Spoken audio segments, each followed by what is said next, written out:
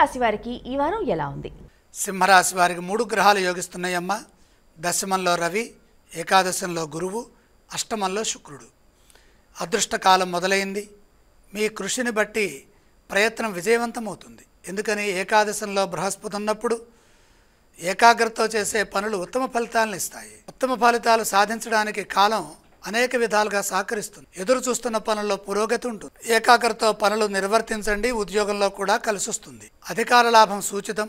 దశమ రవి మేలు చేస్తారు. ఉద్యోగంలో ఉన్నత స్థితికి చేరుకుంటారు. వినయ సంపదతో లక్ష్యాలను పూర్తి చేయండి. ఏ పని ప్రారంభించినా అందులో శుభమైన ఫలితాలే ఉంటాయి. మంచి భవిష్యత్తును సాధిస్తారు. గౌరవం లభిస్తుంది. ఆర్థిక అంశాలు అనుకూలంగా ఉంటాయి.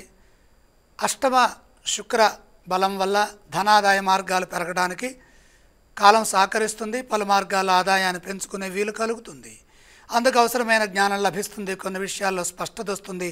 వ్యాపారంలో శ్రద్ధ పెంచితే, ఒత్తిడికి గురి కాకుండా పనిచేస్తే మంచి జరుగుతుంది.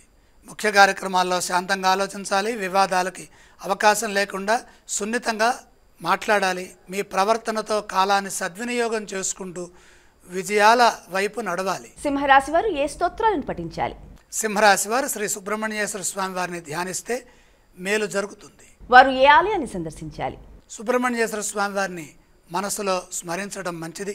వారు ఎటువంటి దానాలు చేయాలి? ద్వాదశంలో కుజగ్రహ సంచారం జరుగుతోంది కాబట్టి కందులు కొద్దిగా దానం చేయండి.